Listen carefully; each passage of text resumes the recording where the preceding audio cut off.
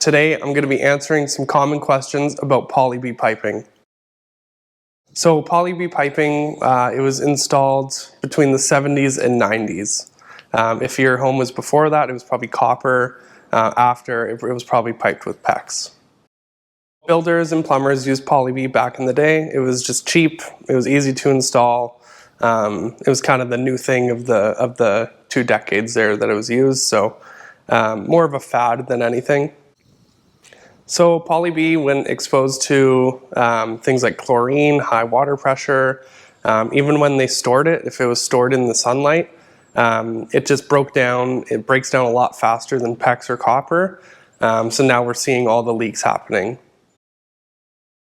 So insurance companies, if you've tried to buy a home recently, or even if your insurance is coming up for renewal, your insurance company is likely asking you what kind of piping you have, and if it is Poly-B, they may not insure you, or your insurance premiums are just super high. So the solution is, if you have Poly-B and you haven't had any leaks, you can choose to be proactive and replace it.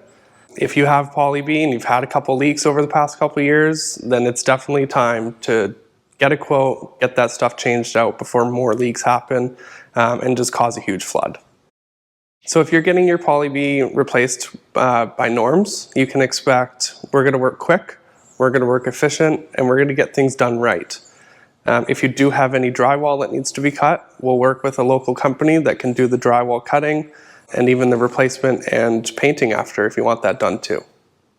Here at Norms, we do Poly-B repipes at least once a week.